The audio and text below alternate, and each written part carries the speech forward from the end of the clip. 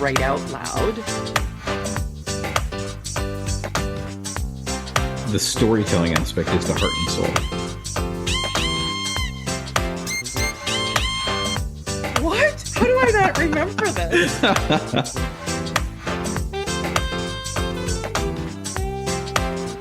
A storytelling voice that is unlike anything.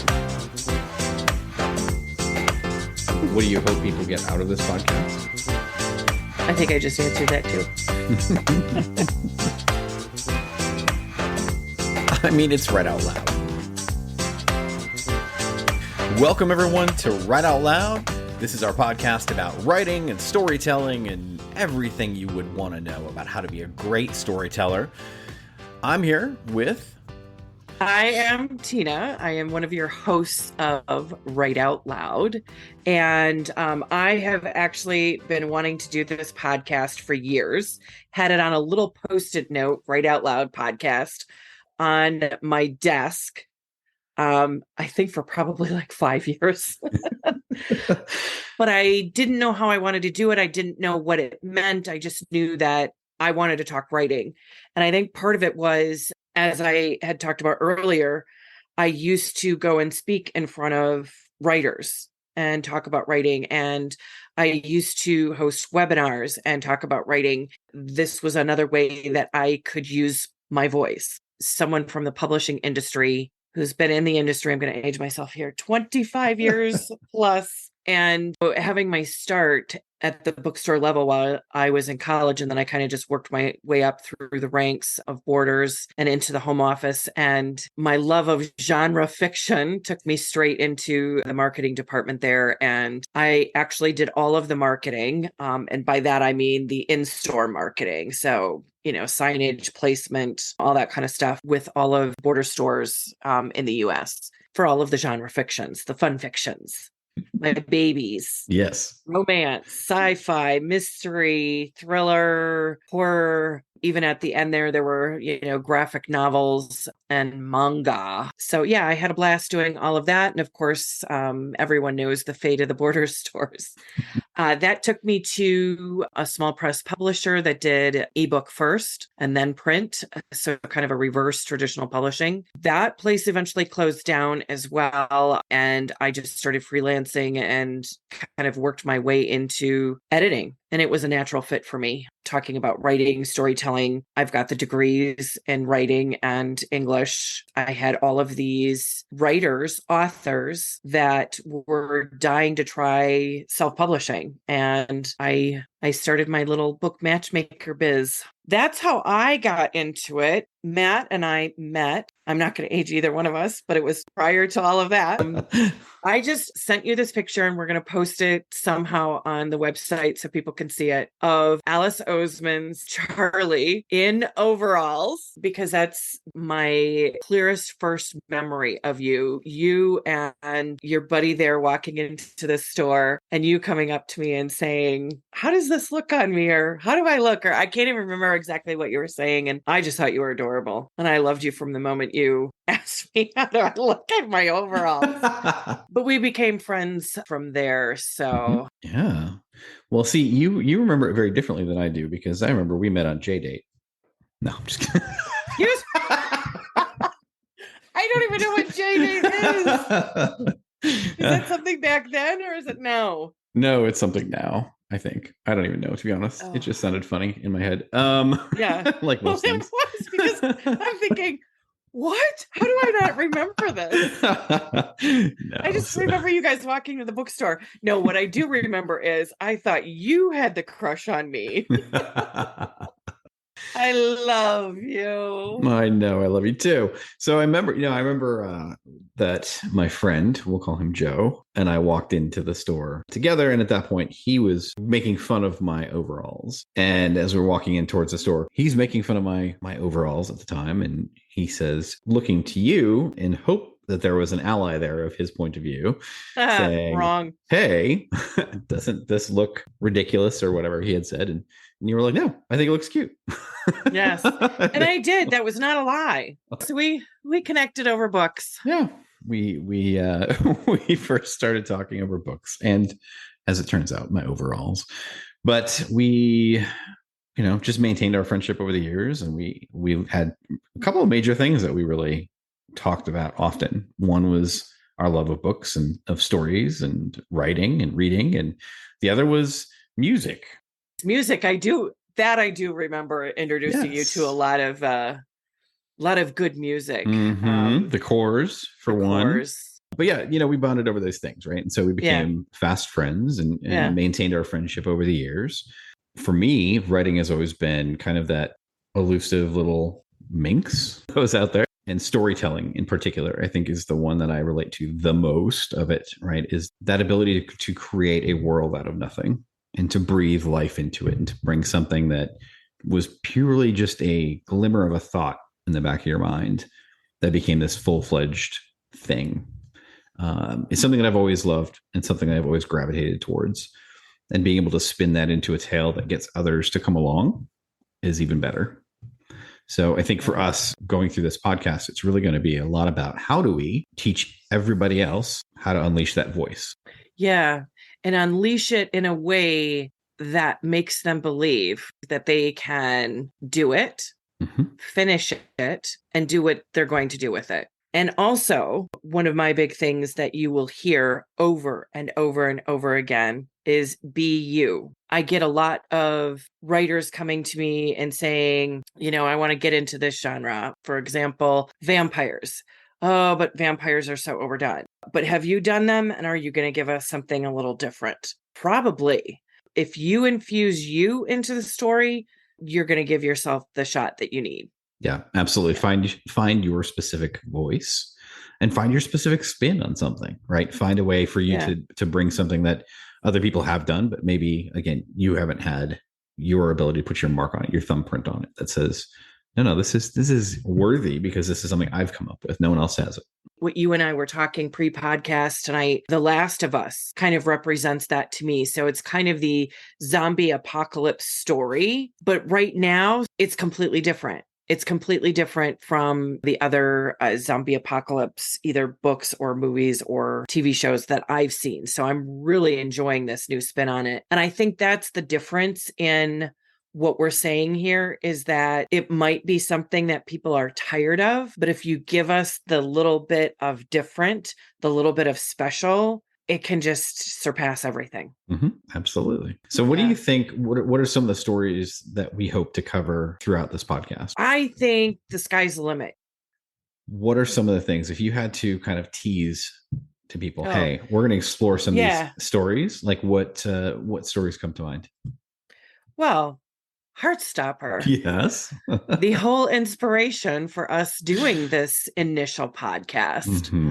The Heartstopper TV series so far has just season 1. So we're going to focus on that. And the books, we're going to focus on the first 2 volumes that season 1 covers. We're doing this intro, but yeah, I really want to explore season 1 of Heartstopper because as I was watching it, I thought I'm going to watch a little half an hour show here on Netflix before I go to bed at 11:30 at night and 2:00 in the morning later. Or was it 3? I found I had finished the whole thing, which is not unlike me to binge an entire series in one sitting. But I immediately went and got the books. I immediately went and had to devour all of Alice Oseman's books. There was so much meat to it in the show itself. I found myself, who is somewhat jaded in storytelling and somewhat very picky, I was surprised. Normally I can sit with a show and just say, this is what's going to happen, this. Oh, and this is what's going to happen. I can feel the script leading me to what's going to happen next. Yep. But with Heartstopper, I kept being surprised. Oh, this is going to happen. Oh, nope. Oh, okay. That's not what I expected. I think it's going to be interesting to look at the series versus the comic versus expectations of writing. Nice. Yeah. Was that the answer you were looking for? Yeah, absolutely. I think we're But also going to do other things too, yeah. but this is going to be our jumping off point. Lastly, I do want to address the fact with Heartstopper 2, what intrigued me about that is I felt a shift in storytelling industry, Mhm. whether that's, again, via mediums of TV and movies or books. I think there was a huge shift in representation. So we Mhm. are going to spend a lot of time talking about representation. I've seen different shifts in different places. Being involved so much in the romance industry when I was there as a part of Borders, I saw a lot of changes within romance as far as multicultural, LGBTQ, that sort of thing. But this was definitely a shift. And I would actually say not too dissimilar. I'm going to say it, quote me right now, to the Harry Potter books. Because Mhm. I was in the bookstore pre Harry Potter, post Harry Potter, and that was a huge shift in the publishing industry. Nice. Yeah, I think the other thing too, to temper expectations for those that may be hearing this and thinking, "Oh, sweet." So we'll watch the episode, we'll talk about it. No, no, no, that's Oh, not no. the thing.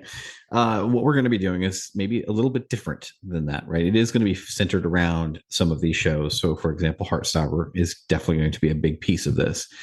And there will be others as well, but it's really about representation. Maybe one of the episodes where we talk about that and what does that mean to a story? How does that breathe life into a story? We may talk about show versus tell and kind of how an episode or a story arc is revealed that way. And what's the difference and how does that mechanically work? Not so much from a technical standpoint necessarily, but like great examples of this is show versus tell. Here's the impact that made in this instance. You can certainly watch the episodes, watch them all if you'd like. We'd love that because, of course, it'll make it maybe a little bit more relatable if you've seen it. But just don't expect that we're going to go through it and be like, well, in this scene, we had Charlie and and in this following scene, then we had, and it's not going to follow beat for beat the show. So I just want to put that out there because I think that's our focus is really around the storytelling aspect of these Yeah. types of things. So Absolutely, 100%. This podcast is absolutely at the heart, at the core of it is storytelling. And that's always going to remain how we approach anything that we talk about on here. do you think there's room for throwbacks? Like I know you mentioned Stephanie Meyer and her ability to tell a story or spin a Um, tale, but do you think there's going to be throwbacks where maybe we call out specific scenes, maybe not necessarily go through the whole series, yeah. but Oh, we absolutely. do callbacks to that? Okay. Yeah, absolutely. You were talking about show versus tell, and immediately pops into my head different parts of it that I think there's actually a large part of the audience that may not know what we're talking about. Mm-hmm. And within books, novels, we have to picture what you are talking about, but that's not what we mean by show versus tell. Mm-hmm. Show versus tell is a character telling you, I think you're cute, versus I like your us. overalls. Yes, I like your overalls, versus something different altogether. The most prominent with Heartstopper for me is actually when Charlie is in front of the mirror and he's playing with his curls, and his sister walks up and he's like, does it look bad or different? Or I can't remember exactly what was said. And she says, it looks the same. It looks the same. And quite frankly, as an audience member, I thought it looked exactly the same too. Um, but then, 2 minutes later, he's knocking on Nick's door and saying hello to Nellie. Nick is like, dude, you got your haircut. That, without telling us, is Nick showing interest, Nick paying attention, Nick interested in the little things that's Charlie. Yeah. So, yeah. So, we're going to talk in depth about those kinds of things as, separate things, because I will tell you, when I was talking about before teaching storytelling versus writing, show is storytelling, telling is writing. Love it. For me, it's just about it always has come down to I've always had a love of storytelling. I've had a love of connection. I've had a love of learning and curiosity. And that's what fits so nicely with this podcast too, because we can really deeply explore something that matters to both of us and talk about that and hopefully share that with you, kind listeners. You Yes. might get something out of this too, right? So we'll Yeah. see what happens. what one piece of work would you say impacted your life in a life-changing way? Hmm. Put you on a different trajectory? That's a good question. You know, what's interesting, and I was thinking about this as we were talking about kind of what got us started in stories and reading and all of that. So in kindergarten, I vividly remember that there were times when the teacher would need to do something and was, needing to step out of the classroom or needing to take care of something or whatever. And I was the only kid who could read. So she would Ah, put me in front of the kids and have me read yeah, a book. So I would just pick something and read it. And it was fun because I got to, read to them and do voices or whatever and have fun with it. And, watch these kids, kind of be interested in the story that I was telling. Right. So I think that's kind of cool. But I think was Charlotte's Web. And yes, for me, Charlotte's Web, I think just the underlying piece there was that interconnectedness, right? Like everybody, the animals were connected together, even though they were very different from each other. You had a spider and you had a pig and you had a rat and you had a goose and, but they all worked together. They all yeah, they were a family. loved, coexisted, lived everything together. And it was such an emotional story, of course, that one really hit me. I think what's also interesting is from a movie perspective, Old Yeller was Oh the first no, one. Yeah. no, But that's why, because it was ah, so insanely emotional. Like I ah, remember bawling mm, the first time I watched that yeah, movie. Right. And yeah, so those types of stories are the things that I look back to, and that's kind of what got me into yeah. my little arc of that. Interesting little insight. You talking about kindergarten and standing in front of the class and reading. Um, and like literally I gasped inside because like, oh my God, can you think of that? But actually, for those of you who aren't familiar with Matt, this makes so much sense because you've been a radio DJ. I mean, like you have always had your voice. I can just see you as a kindergartner standing in front of the class, reading, doing voices, doing the whole 9 yards. I mean, this, like, for me, that is the pinnacle of who you are. So, like, you were that person in kindergarten. Yes. What do you think, like, what's one piece of writing advice that really changed the way you look at your own writing? Like, in other words, if you had 5 minutes with a writer Mhm. and you were to give them one piece of writing advice, what would it be? I would say if your first piece of writing doesn't suck, you're doing something wrong. And I don't mean first draft. I don't mean first draft. Yeah, I mean, because that's a given, or it should be a given. yeah, I really truly mean like your first attempt at something should be terrible. And you should yeah, embrace it. You should embrace that it might be yeah, a dumpster fire. That's okay. yeah, You're making something, right? yep, And eventually you're gonna fine tune it. You're going to figure out how to make it better. You're gonna learn little things that work that didn't work the first time. And you're gonna grow. Just be okay with the first thing you ever make. I don't care if it's art. I don't care if it's music. I don't care if it's writing. The first thing you make has to suck. It's okay. Do yeah, it. Just do it. yeah. You know what? Honestly, that's really great advice. And the reason I say that is because I have had first time writers hand me their first draft, and it was so grammatically perfect that they had perfected the emotion out of it. Mm. And that is the worst thing that you can do. Mm-hmm. So I always say, give me the mess. Mm-hmm. Give me the mess because the mess is something I can work with because the mess has emotion. I look at it almost like, again, this is another story, like a story trope, maybe. I don't know.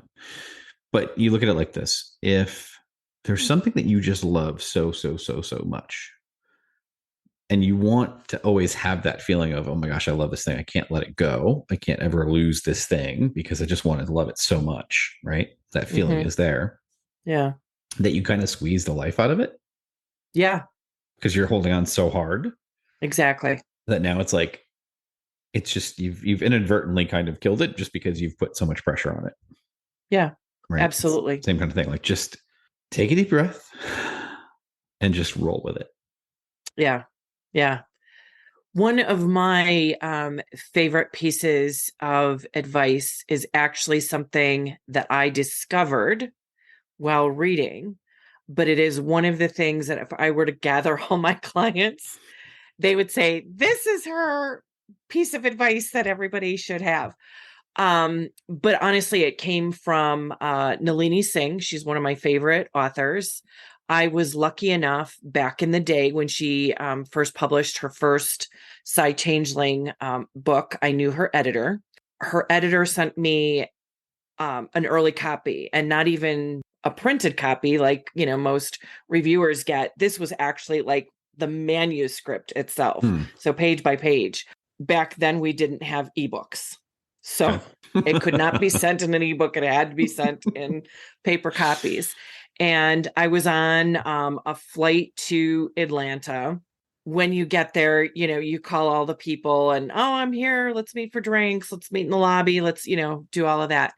I'm reading this book on the way, and I think I've got like 10 pages left, and we start our descent. And I'm thinking, Atlanta, you're supposed to circle. This is supposed to be one of the busiest airports in the world. Can't we just circle for a little while? I've only got 10 pages left.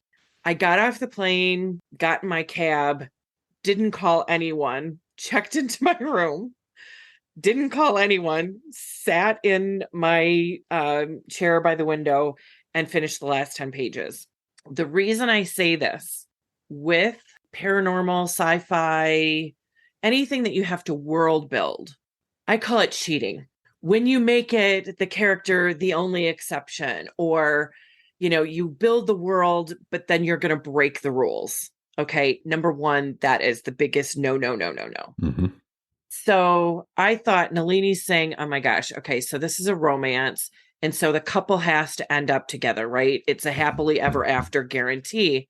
But in order to do that, in my mind, she's either going to have to kill the heroine, or she's going to cheat. And she's going to say, oh, but she was the only exception. She could live and blah, blah, blah. And I'm thinking, this can't end this way. This book was so good. She can't end this way. Oh no. Nalini, God love her, she found door number 3. Hmm. She wrote herself into a corner in my mind that she was either going to make this the only exception and cheat, or she was going to kill off the main character, which is breaking the rules of romance.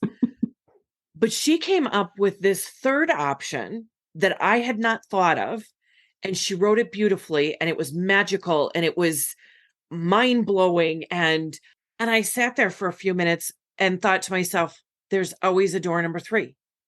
There is always a way to solve, to write yourself into a corner, write yourself out of the corner without breaking the rules, without cheating, without, breaking the rules of the world that you have built. Anytime my writers write themselves into a corner, I said, you got to figure out how to write yourself out, and it's got to be good. Yep. You can't phone it in. You can't cheat. You can't.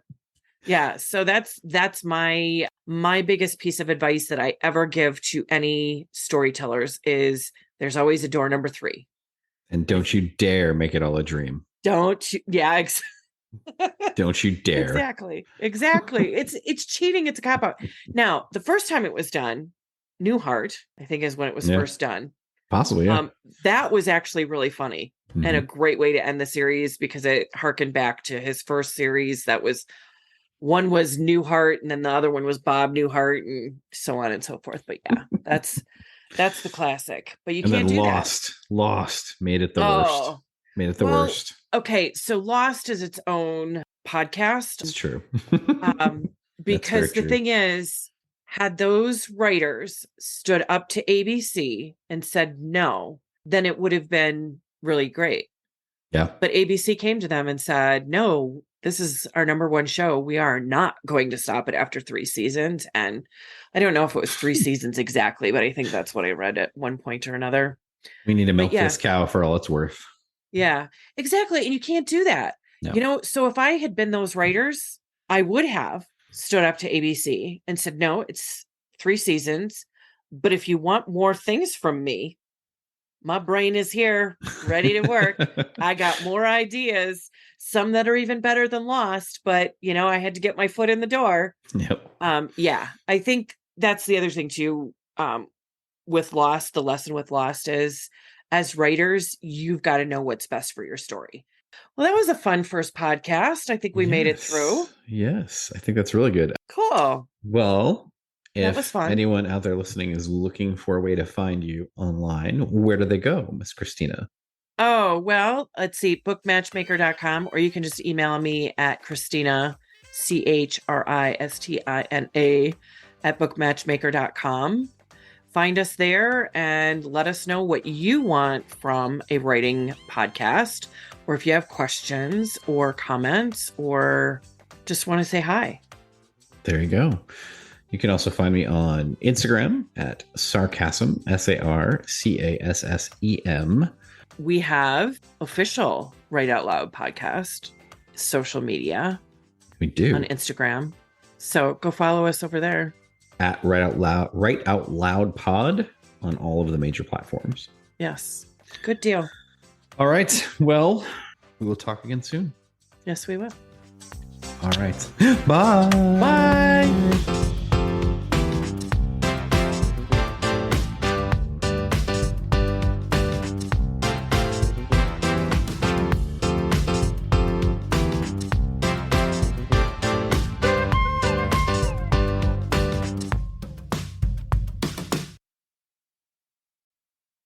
Hey, thanks so much for listening to the podcast.